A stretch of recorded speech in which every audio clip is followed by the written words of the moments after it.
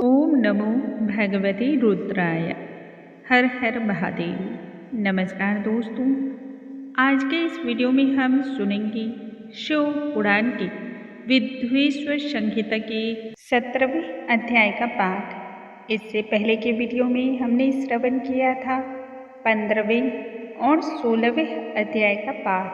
फागुन माह में भगवान शिव की शिव पुराण का महात्म्य प्रत्येक व्यक्ति को श्रवण करना चाहिए, क्योंकि फागुन का माह महादेव जी को समर्पित किया गया है और इस माह में भगवान भोलेनाथ की विशेष पूजा पाठ, जागरण, कीर्तन और कथाओं का श्रवण किया जाता है।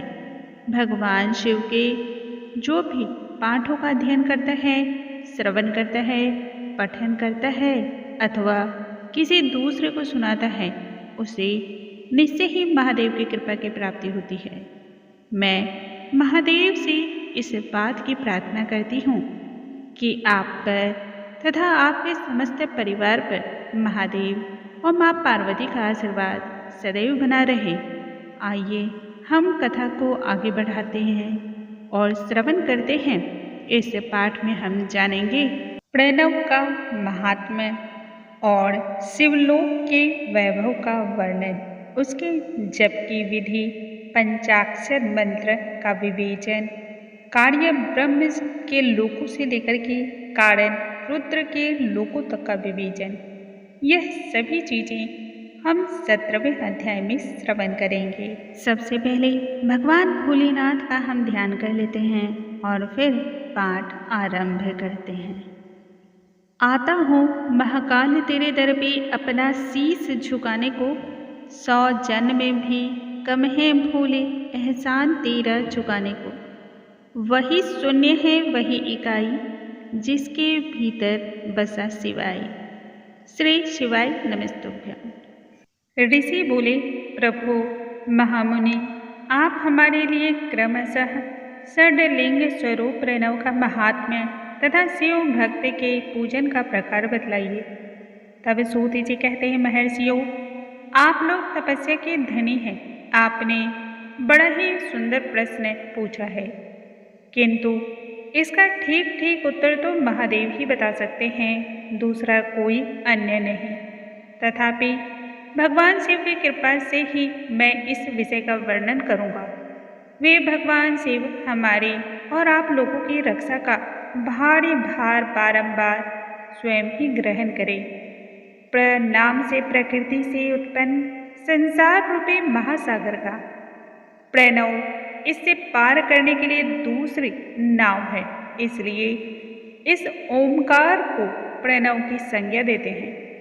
ओमकार अपने जप करने वाले साधकों से कहता है, प्र अर्थात प्रपंच न नहीं है, वह तुम लोगों के लिए है।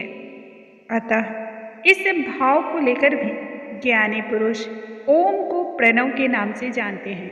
इसका दूसरा भाव यूं है, प्र अर्थात प्रकर्षेण, न अर्थात नयेत, व अर्थात युष्मान मोक्षम इति वा प्रणवः।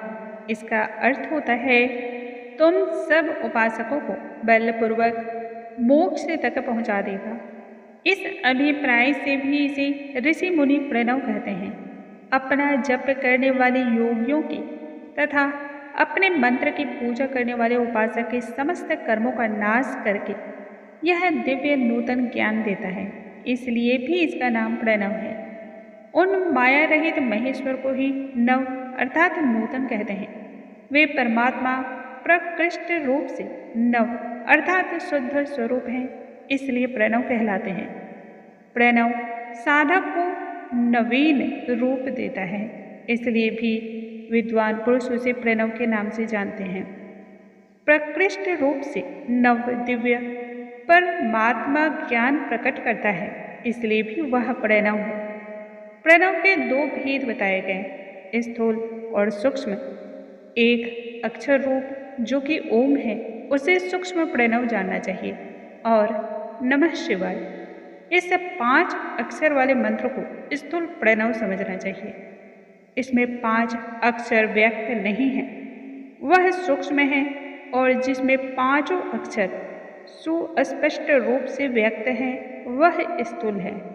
जीवन मुक्त पुरुष के लिए सूक्ष्म प्रणव के जप का विधान है, वही उसके लिए समस्त साधनों का सार है। इसलिए जीवन मुक्त के लिए किसी साधन की आवश्यकता नहीं है, क्योंकि वह सिद्ध रूप है।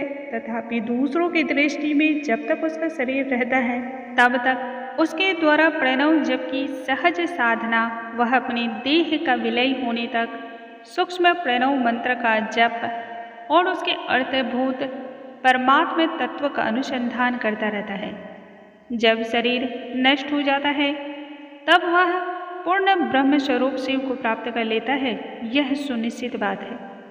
जो अर्थ का अनुसंधान ना करके केवल मंत्र का जप करता है उसे निश्चय ही योग की प्राप्ति होती है। जिसने 36 करोड़ मंत्र का जप कर लिया हो उसे अवश्य ही योग प्राप्त हो जाता है। सूक्ष्म प्रणव के भी ह्रस्व और दीर्घ के भेद से 2 रूप जानने चाहिए, अकार, उकार, मकार, बिंदु, नाद, शब्द, काल और कला। इनसे युक्त जो प्रणव है उसे दीर्घ प्रणव कहते हैं, वह योगियों के ही हृदय में स्थित होता है। मकार पर्यंत जो ओम है वह ओम इस 3 तत्वों से युक्त है, इसी को ह्रस्व प्रणव कहते हैं। अ शिव है, ओ शक्ति है और मकार इन दोनों की एकता है, वह त्रितत्व रूप है। ऐसा समझ करके ह्रस्व प्रणव का जप करना चाहिए। जो अपने समस्त पापों का क्षय करना चाहते हैं उनके लिए इस ह्रस्व प्रणव का जप अत्यंत आवश्यक है। पृथ्वी, जल, तेज, वायु और आकाश, ये 5 भूत तथा शब्द, स्पर्श आदि, इनके 5 विषय, ये सब मिलकर 10 वस्तुएं मनुष्यों की कामना के विषय हैं। इनकी आशा मन में लेकर जो कर्मों के अनुष्ठान में संलग्न रहते हैं वे 10 प्रकार के पुरुष प्रवृत्त कहलाते हैं, तथा जो निष्काम भाव से शास्त्र विहित कर्मों का अनुष्ठान करते हैं वे निवृत्त कहे गए हैं। प्रवृत्त पुरुषों को ह्रस्व प्रणव का ही जप करना चाहिए और निवृत्त पुरुषों को दीर्घ प्रणव का। व्याहृतियों तथा अन्य मंत्रों के आदि में इच्छानुसार शब्द और कला से युक्त प्रणव का उच्चारण करना चाहिए। वेद के आदि में और दोनों संध्याओं की उपासना के समय भी ओमकार का उच्चारण करना चाहिए। प्रणव का 9 करोड़ जप करने से ही मनुष्य शुद्ध हो जाता है। फिर 9 करोड़ का जप करने से वह पृथ्वी तत्व पर विजय प्राप्त कर लेता है। तत्पश्चात पुनः 9 करोड़ का जप करके वह जल तत्व को जीत लेता है। इसके बाद फिर से 9 करोड़ का जप करने पर अग्नि तत्व पर विजय की प्राप्ति होती है। तदंतर फिर 9 करोड़ का जप करके वह वायु तत्व पर विजयी होता है। इसके बाद फिर 9 करोड़ के जप से आकाश को अपने अधिकार में वह कर लेता है। इसी प्रकार से 9 करोड़ का जप करके वह गंध, रस, रूप, स्पर्श और शब्द पर विजय को पाता है। इसके बाद फिर 9 करोड़ का जप करके अहंकार को भी जीत लेता है। इस तरह 108 करोड़ प्रणव का जप करके उत्कृष्ट बोध को प्राप्त हुआ पुरुष शुद्ध योग का लाभ करता है। शुद्ध योग से युक्त होने पर वह जीवन मुक्त हो जाता है, इसमें कोई संशय नहीं। सदा प्रणव का जप और प्रणव रूपी शिव का ध्यान करते करते समाधि में स्थित हुआ महायोगी पुरुष साक्षात शिव ही है, इसमें संशय नहीं है। पहले अपने शरीर में प्रणव के ऋषि, छंद और देवता आदि का न्यास करके फिर जप आरंभ करना चाहिए। आकार आदि मात्रिका वर्णों से युक्त प्रणव का अपने अंगों में न्यास करके मनुष्य ऋषि हो जाता है। मंत्रों के 10 विध संस्कार, मात्रिका न्यास तथा षड्ध्वशोधन आदि के साथ संपूर्ण न्यास सफल उसे प्राप्त होता है। प्रवृत्ति तथा प्रवृत्ति निवृत्ति से मिश्रित भाव वाले पुरुषों के लिए स्थूल प्रणव का जप ही अभीष्ट साधक होता है। क्रिया, तप और जप के योग से शिव योग की 3 प्रकार के होते हैं, जो क्रमशः क्रिया योगी, तपो योगी और जप योगी कहलाते हैं, जो धन आदि वैभवों से पूजा सामग्री का संचय करके हाथ आदि अंगों से नमस्कार आदि क्रिया करते हुए इष्ट देव की पूजा में लगा रहता है, वह क्रिया योगी कहलाता है। पूजा में संलग्न रहकर जो परिमित भोजन करता है, बाह्य इंद्रियों को जीत करके वश में किए रहता है और मन को भी वश में करके परद्रोह आदि से दूर रहता है, वह तपोयोगी कहलाता है। इन सभी सद्गुणों से युक्त होकर जो सदा शुद्ध भाव से रहता है तथा समस्त काम आदि दोषों से रहित रहता हो और शांत चित्त से निरंतर जप करता रहता है, उसे महात्मा पुरुष जप योगी मानते हैं। जो मनुष्य 16 प्रकार के उपचारों से शिव योगी महात्माओं की पूजा करता है, वह शुद्ध होकर सालोक्य आदि के क्रम से उत्तरोत्तर उत्कृष्ट मुक्ति को प्राप्त कर लेता है।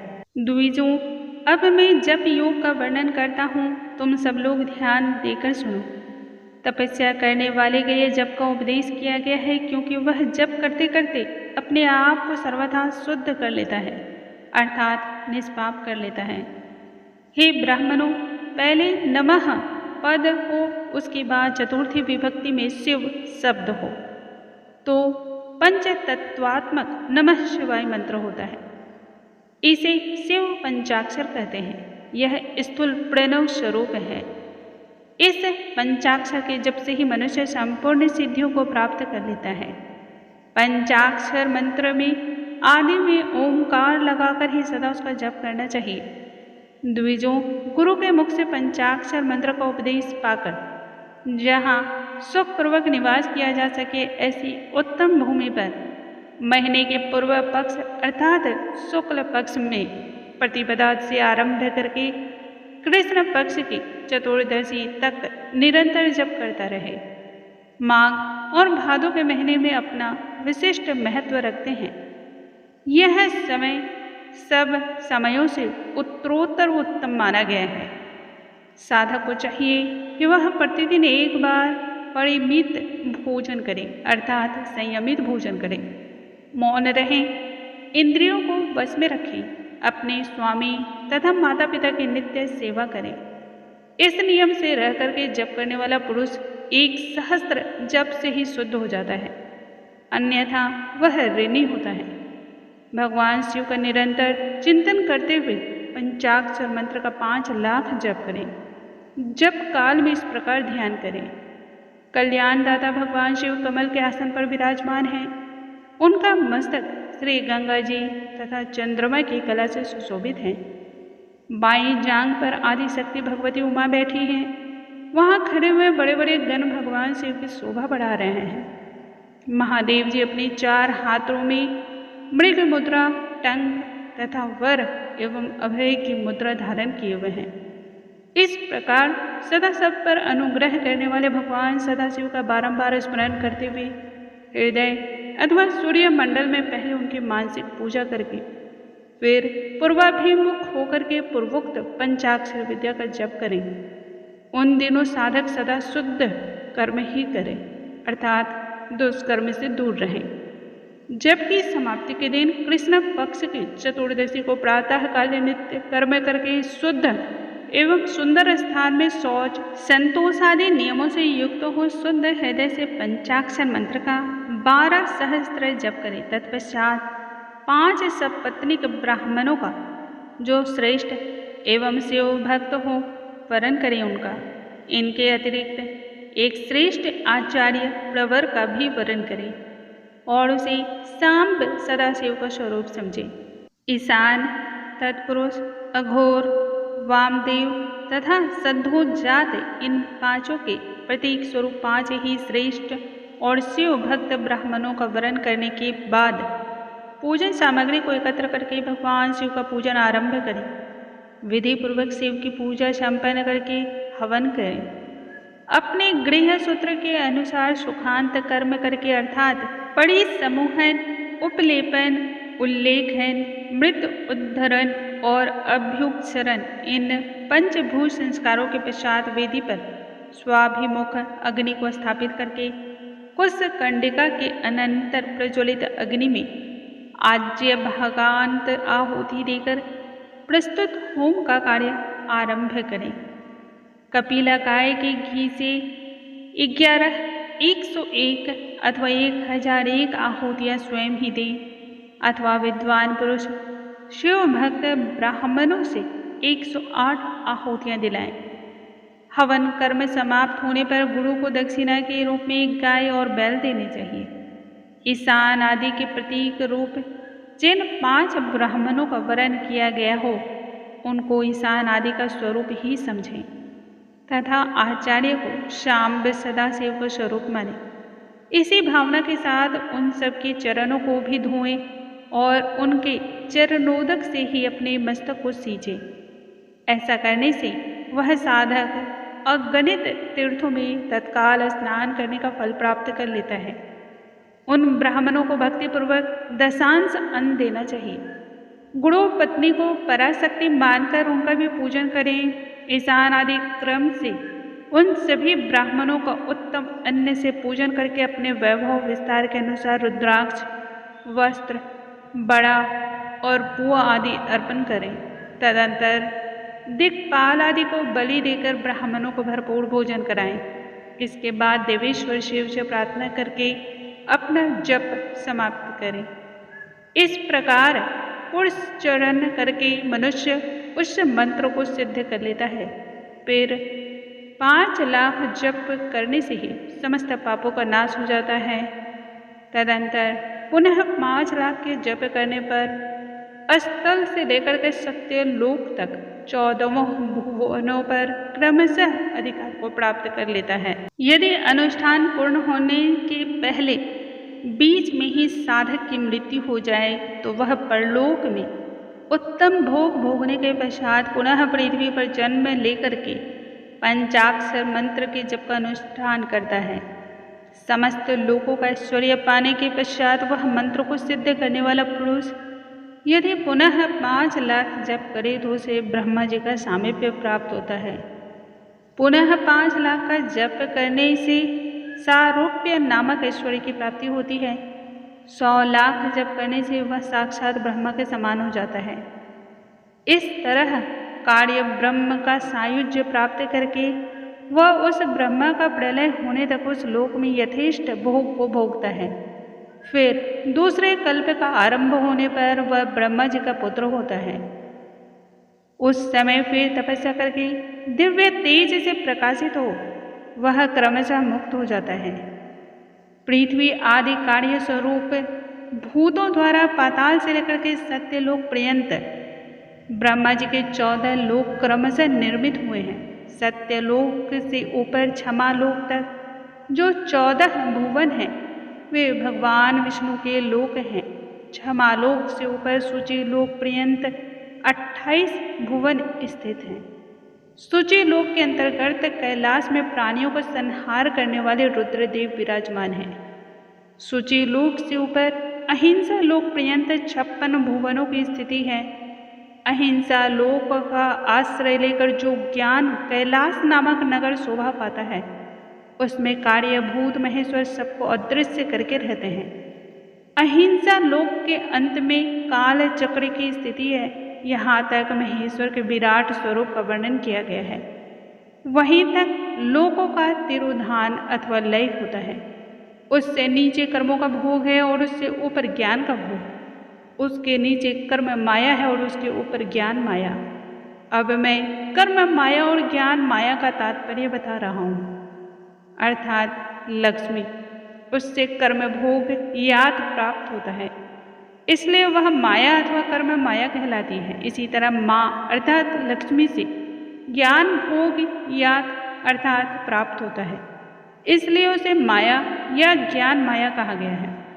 उपर्युक्त सीमा से नीचे नश्वर भोग है और ऊपर नित्य भोग। उससे नीचे ही तिरोधान अथवा लय है, ऊपर नहीं। वहाँ से नीचे ही कर्म में पासों द्वारा बंधन होता है, ऊपर बंधन का सदा अभाव है। उससे नीचे ही जीव सकाम कर्मों का अनुसरण करते हुए विभिन्न लोकों और योनियों में चक्कर काटते हैं। उससे ऊपर के लोकों में निष्काम कर्म का ही उपभोग बतलाया गया है। बिंदु पूजा में तत्पर रहने वाले उपासक वहाँ से नीचे के लोकों में ही घूमते हैं। उसके ऊपर तो निष्काम भाव से शिव की पूजा करने वाले उपासक ही जाते हैं। जो एकमात्र शिव की ही उपासना में तत्पर हैं, वे उससे ऊपर के लोकों में जाते हैं। वहाँ से नीचे जीव कोटि है और ऊपर ईश्वर कोटि। नीचे संसारी जीव रहते हैं और ऊपर मुक्त पुरुष है। नीचे कर्मलोक है और ऊपर ज्ञान लोक। ऊपर मद और अहंकार का नाश करने वाली नम्रता है। वहाँ जन्म जनित तिरोधान नहीं है। उसका निवारण किए बिना वहाँ किसी का प्रवेश संभव नहीं है।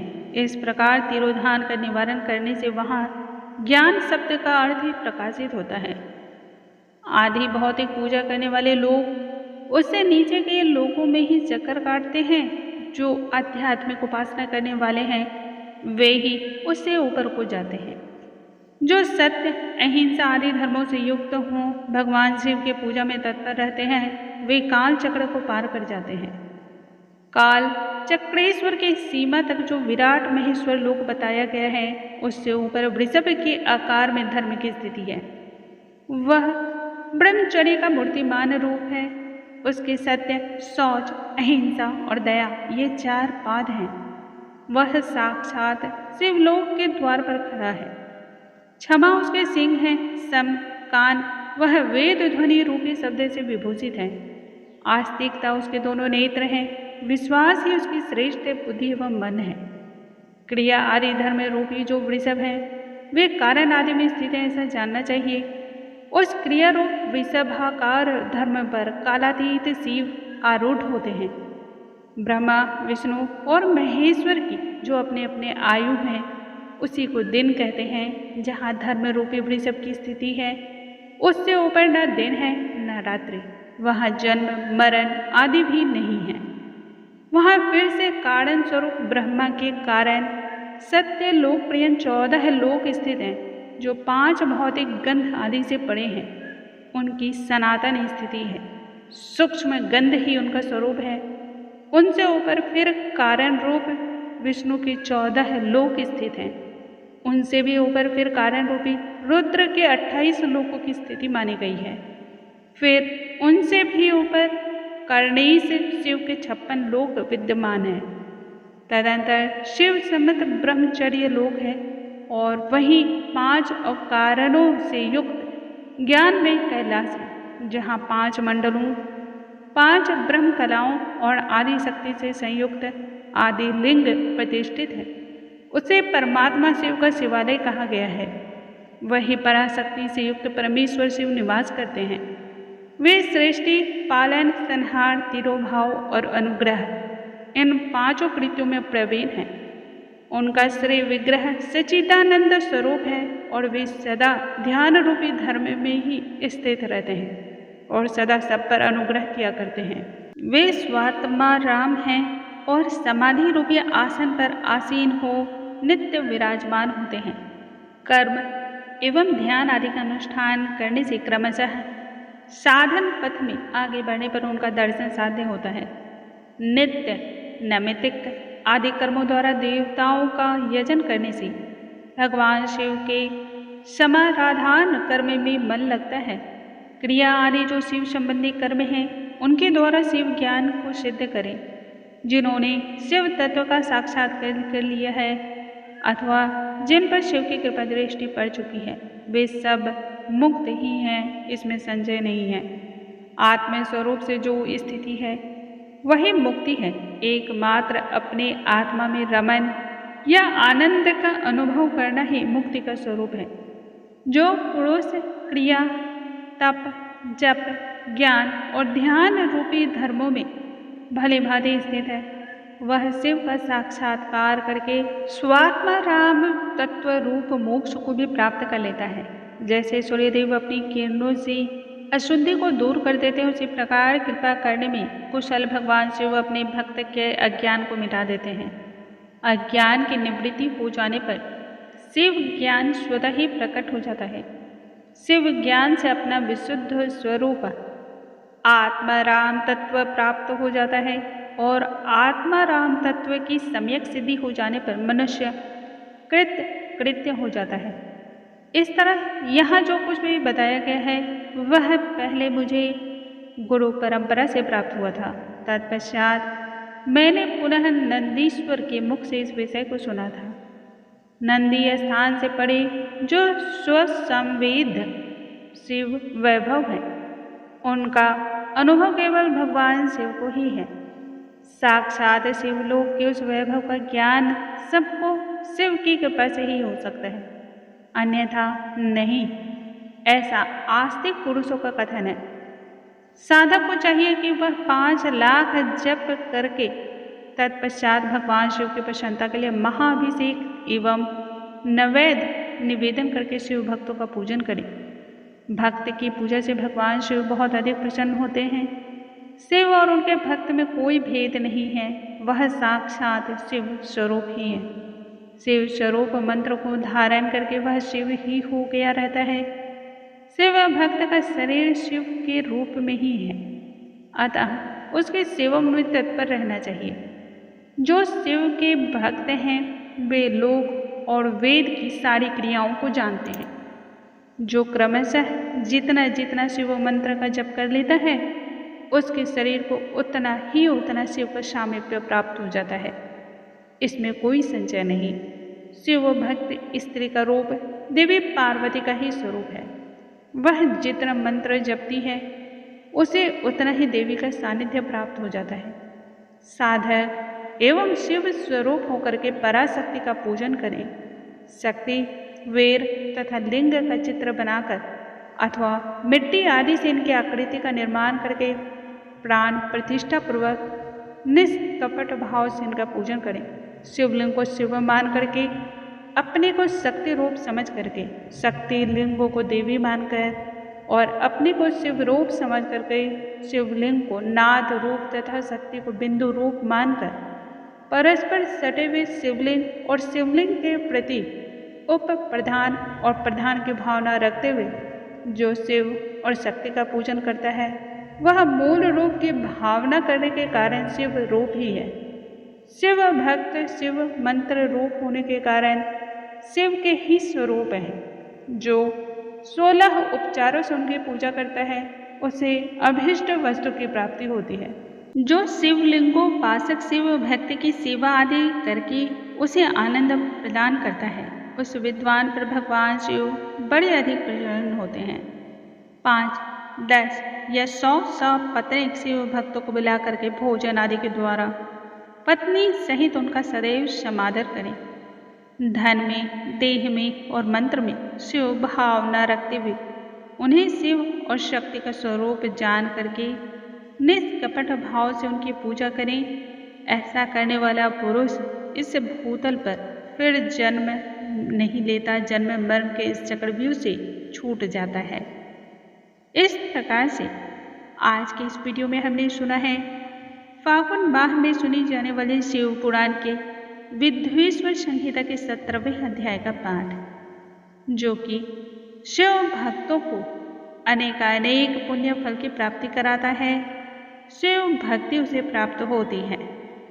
आज हम यहीं पे इस कथा का समापन करते हैं और कल हम आगे के अध्याय का फिर से वर्णन करेंगे। महादेव जी को प्रसन्न करना बहुत ही सरल और आसान है। यदि आप अन्य किसी भी पूजा भक्ति भाव को नहीं जानते हैं तब इस महात्म्य का पाठ अवश्य ही श्रवण करना चाहिए, पठन करना चाहिए। महादेव जी को प्रसन्न करने का इससे सरल और आसान साधन और कुछ भी नहीं हो सकता है। सिर्फ और सिर्फ भगवान शिव के पाठों का स्मरण करना, उनके नामों का जागरण करना, कीर्तन करना, यह महादेव की प्राप्ति कराता है और ऐसे भक्तों पर महादेव की कृपा सदैव रहती भी है। दोस्तों, कल के वीडियो में हम आगे के अध्याय के साथ मिलेंगे। तब तक आप सभी स्वस्थ रहें, हंसते रहें, मुस्कुराते रहें। भगवान शिव और माँ पार्वती की कृपा सदैव आप पर और आपके परिवार पर बनी रहे।